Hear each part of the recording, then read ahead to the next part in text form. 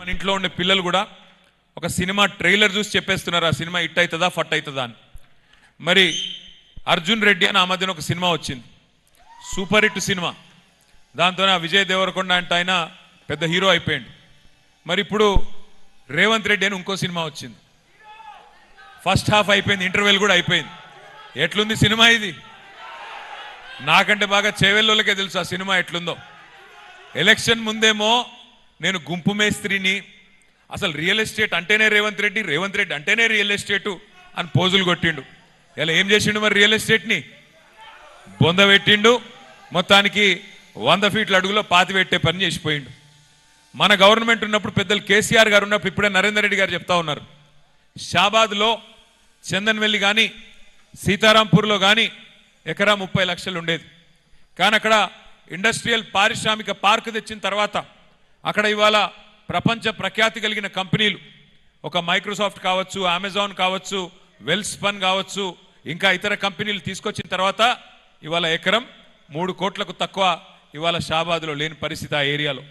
అదే రేవంత్ రెడ్డి గారు వచ్చిన తర్వాత ఇవాళ లక్షల మంది రియల్ ఎస్టేట్ మీద ఆధారపడి పనిచేసుకునే తమ్ముళ్ళు చెల్లెళ్ళు, మరి వారందరూ కూడా ఇవాళ దివాలా తీసే పరిస్థితి వచ్చింది. నిజంగా కూడా వాస్తవం ఏంది అంటే ఎన్నికలకు మునుపు ఎకరం ₹1 కోటి పలికింది కూడా ఇవాళ కనీసం 50-60 లక్షలు కూడా కొనడానికి ఎవరు సిద్ధంగా లేరు. నేను చెప్పేది కరెక్టా కాదా? దారుణమైన పరిస్థితి ఉన్నది. ఎందుకు ఈ పరిస్థితి మనం ఆలోచన చేసుకోవాల్సిన అవసరం ఉంది. ఎందుకంటే మన రేవంత్ రెడ్డి గారు చెప్పినారు, ఇప్పుడు ఎవరైనా తలుచుకుంటే దేవుణ్ణి తలుచుకుంటారు. అయ్యా నీకు ఆదర్శం ఎవరయ్యా అంటే ఒక శ్రీరాముడు అంటారు, లేదా ఒక శ్రీకృష్ణుడు అంటారు, ఇట్లా రకరకాలుగా చెప్తారు, దేవుళ్ళ పేర్లు చెప్తారు.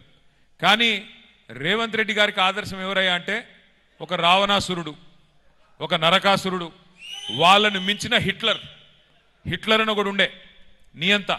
ఇట్లనే రేవంత్ రెడ్డి లెక్క ఆయన కూడా నీలిగేటోడు బాగా. ఎందుకు?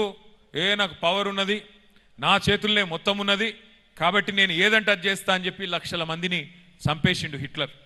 అట్లాంటి హిట్లరు రేవంత్ రెడ్డి గారికి ఆదర్శం అంట. ఇండ్లు గులగొడితే ఆయనకు పైశాచిక ఆనందం కలుగుతున్నదంట, చాలా మంచిగా అనిపిస్తుందంట. అందరు పేదవాళ్ళు గరీబోళ్ళు ఏడుస్తుంటే మంచిగా అనిపిస్తున్నదంట.